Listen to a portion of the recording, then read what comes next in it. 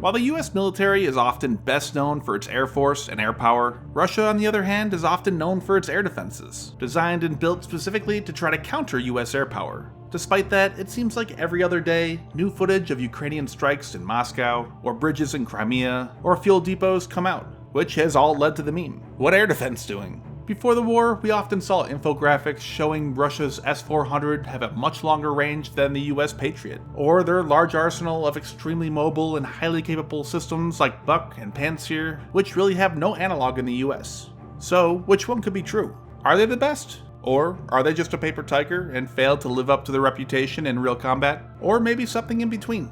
After all, Russian air defense systems are used all over the world, and nations like Turkey, for example, even hurt their relationships with NATO and their ability to get the F-35, just to buy Russian air defenses. So, which is it?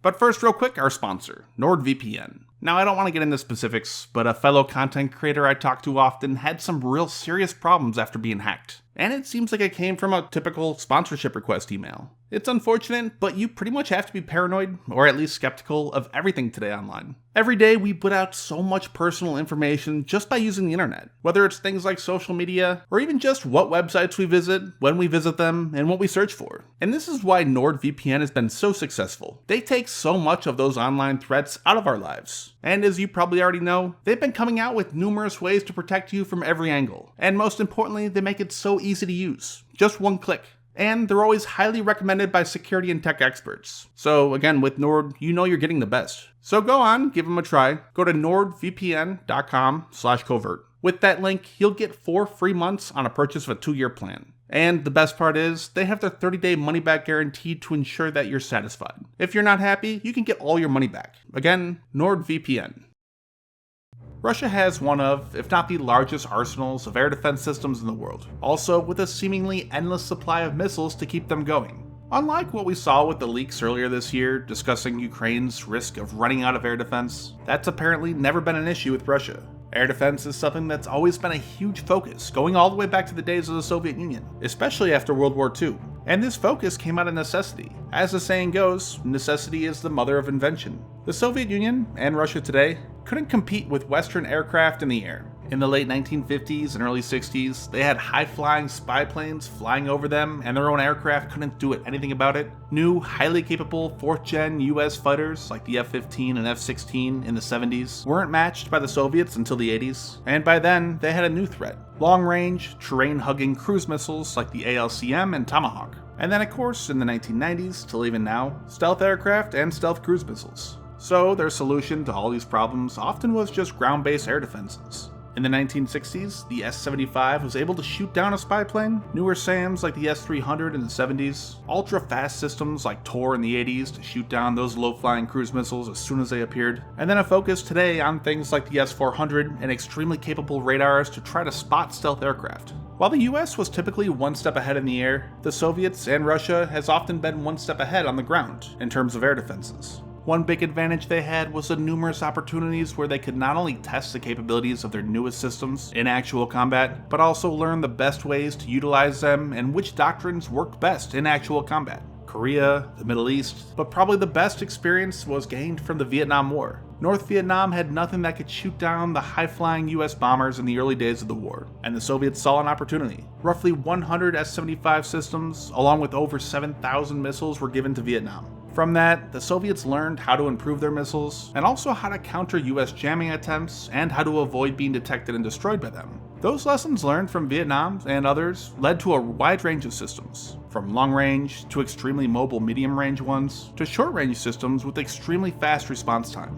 As for the US, again, it all came down to necessity. Since World War II, the US has really not fought against any foe with any serious air force, so they haven't put as much emphasis on ground-based systems. The one thing they have encountered, though, is ballistic missiles, for example, during the Gulf War. So, again, out of necessity, we've seen them develop more ballistic missile defense systems, like upgrades to the Patriot, or THAAD, or even GBI designed to shoot down ICBMs. But if Russia has all this experience and has built some of the best air defense systems in the world, then why are we seeing what feels like every other day? A new Ukrainian drone striking Moscow, or a bridge in Crimea, and so on. Part of it goes back to the Soviet days. The Soviet textbook, The Offensive, describes a future war with large columns of tanks and armored vehicles spread across a broad front and advancing 100 kilometers a day to try to avoid being destroyed by NATO tactical nuclear weapons.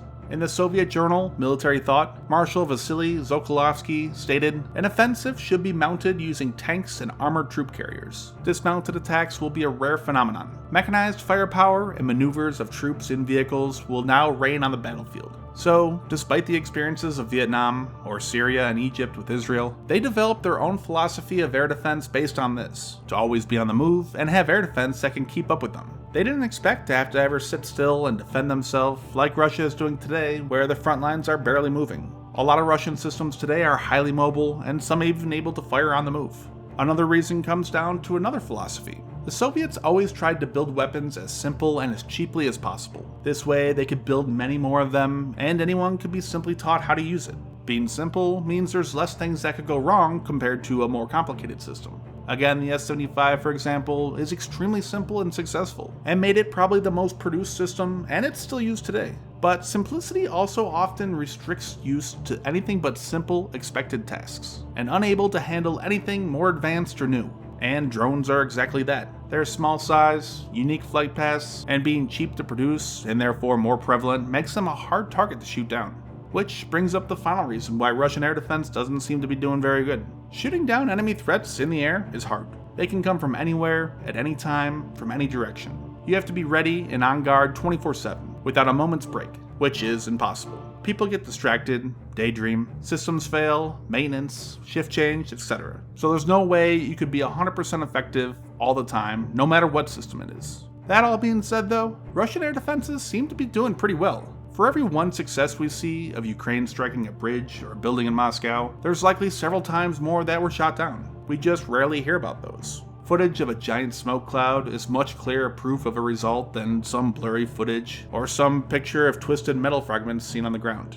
Seeing proof of a successful shootdown is difficult. We've seen that with Israel and their Iron Dome, the US again in the Gulf War shooting down Scud missiles, or even with Ukraine saying they've shot down a certain number of those Shahad drones that Russia is firing. What we do see though is the final result, such as Russian cruise missiles striking energy facilities over the winter. Given the large number of things like GMLRS rockets for HIMARS and other long-range weapons like Storm Shadow that Ukraine has received, if Russian air defense was failing, we would expect to see many more successful strikes. So it's likely doing at least a decent job, considering the circumstances.